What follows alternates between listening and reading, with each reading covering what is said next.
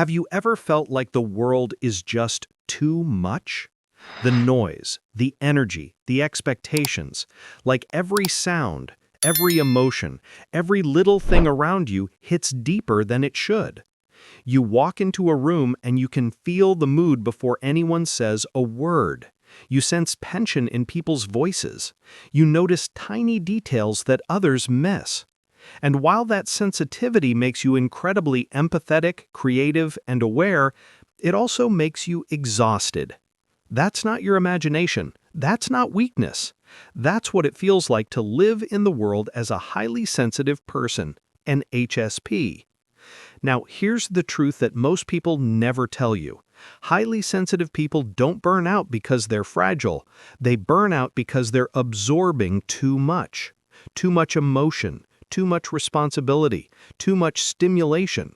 And without learning one crucial skill, energetic boundaries, your gift of sensitivity slowly turns into your greatest pain.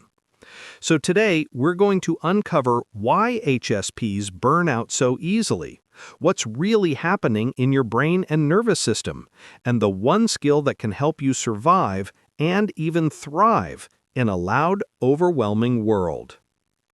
Let's begin with something uncomfortable but freeing. You're not crazy for needing more quiet. You're not lazy for needing more rest. And you're not weak for feeling so much.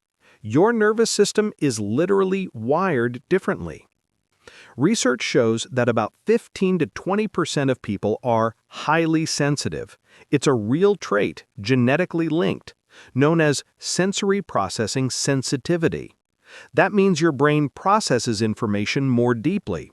Sounds, smells, emotions all travel through a more finely tuned filter. You're constantly scanning for subtleties, meaning, and emotion. But that also means your system gets overstimulated faster. Imagine living life with the volume turned up on every sense. That's what an HSP experiences every single day. Now, that depth of processing is your gift. It makes you empathetic, perceptive, creative. You pick up on emotional undercurrents in conversations, on the beauty others overlook, on the little details that make life richer. But here's the catch. Your system was designed for a calmer world. The modern environment, notifications, constant social media, noise, pressure, rushing, it's like a sensory war zone for you. Your brain wasn't built for that much input. So what happens? You start to shut down. At first, you feel anxious, then drained, then emotionally numb. That's burnout. But it's not just physical fatigue, it's energetic exhaustion. You see, HSPs have more active mirror neurons, the part of the brain that makes you feel what others feel. When someone near you is stressed or angry, your brain mirrors that emotion, as if it's happening to you. Over time, that empathy turns into emotional overload. You absorb everyone else's feelings until there's no space left for your own. And when that happens, your body tries to protect you by shutting down motivation, focus, joy. It's not failure, it's a defense mechanism. But there's something deeper happening too, something few people realize. Highly sensitive people often mistake responsiveness for responsibility. You feel other people's emotions so vividly that you start thinking it's your job to fix them. You become the peacekeeper, the emotional anchor, the one who always understands. And slowly, you build your life around managing everyone else's comfort while ignoring your own. That's the quiet road to burnout. If that sounds familiar, I want you to pause and breathe, because there's a way out, and it begins with one single powerful skill: energetic boundaries. Not walls, not detachment, boundaries. The art of feeling deeply without carrying everything you feel. Here's what most HSPs get wrong. They think boundaries mean saying no to others. But true boundaries begin inside you. It's not just about what you allow into your life, it's about how much energy you allow something to take from your life. Every time you overthink a comment, replay a conversation, or take responsibility for someone else's feelings, you're giving away energy that your brain desperately needs to recover. So how do you set those boundaries? Practically, not philosophically. Step 1. Learn to recognize your energy baseline. Every morning, before you look at your phone or speak to anyone, ask yourself, where am I energetically from 1 to 10? If you wake up at a 6 and you spend your morning taking in other people's stress, by lunchtime you'll be at a 2. And by the end of the day, you'll crash. Awareness is the first line of defense.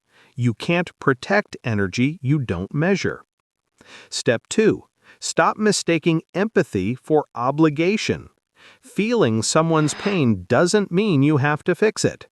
When you sense tension in a friend, coworker, or family member, pause. Notice what's happening in your own body. Is your chest tightening? Is your breath shallow? That's your nervous system syncing with theirs. In that moment, silently remind yourself that's their energy, not mine.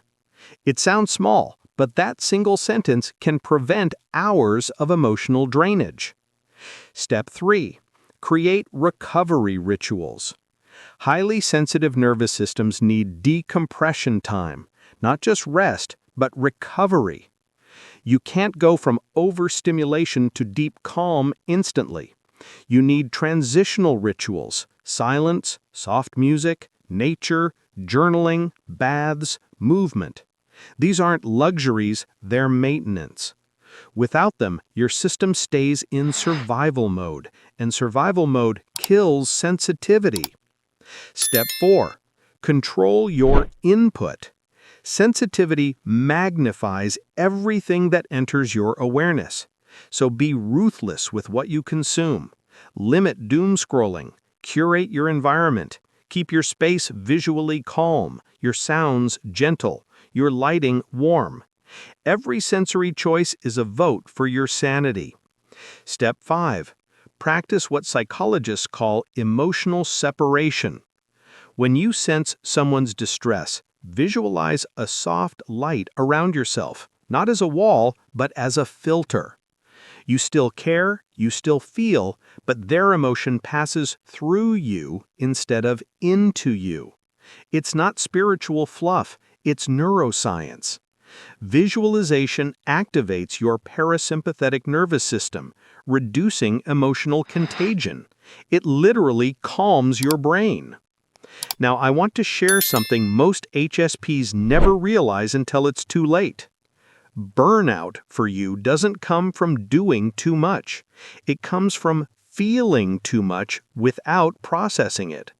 You store everyone's emotions, everyone's energy, everyone's pain. And because you're strong and compassionate, you keep going until your system says enough. That's not failure. That's your body begging you to feel your own emotions again. So here's the one skill every highly sensitive person must master: emotional energy regulation. It's the practice of letting energy move through you instead of stay in you. When something overwhelms you, don't push it down, move it. Cry, walk, breathe deeply, stretch, write, hum, shake. Movement releases the charge your body holds. Emotion literally means energy in motion. When you stop that motion, it builds into anxiety, tension, fatigue. But when you let it flow, it becomes clarity, creativity, and peace. Regulation is how you stay soft and strong. It's the difference between being a sponge and being a river. A sponge absorbs everything until it's heavy and useless. A river lets everything flow through, clear, steady, alive. Your sensitivity isn't the problem. The problem is holding what was never yours to hold. And maybe no one taught you that. Maybe you were told you're too emotional, too sensitive, too much. But the truth is, your sensitivity is not a flaw. It's an instrument. It just needs tuning. The world desperately needs people who feel deeply, but not people who destroy themselves to do it. Imagine living with sensitivity as your strength, not your burden. You walk into a crowded room and you can still feel energy, but it doesn't overwhelm you. You can comfort others, but you don't absorb their pain. You can rest without guilt. You can say no without shame. That's not selfish. That's sustainability for the sensitive soul. And the moment you start practicing emotional regulation, breathing before reacting, noticing before absorbing, everything changes. Your relationships deepen. Your creativity expands. Your inner peace returns. You stop living as a reactor and start living as a responder. Here's the final truth. You cannot control how loud the world is, but you can control how deeply it enters you. Your nervous system is powerful, but it needs you to protect it. When you honor your limits, your sensitivity transforms from a weight into a wisdom, because every sensitive person, when centered, becomes a mirror of peace for others. And that's the true gift of your trait. So the next time you feel yourself burning out, stop blaming your sensitivity. Blame the lack of boundaries, the constant noise, the unprocessed emotions. And then remember, your energy is sacred. Protect it like your life depends on it, because it does. You were never too sensitive. You were just never taught how to live in a world that forgot how to feel.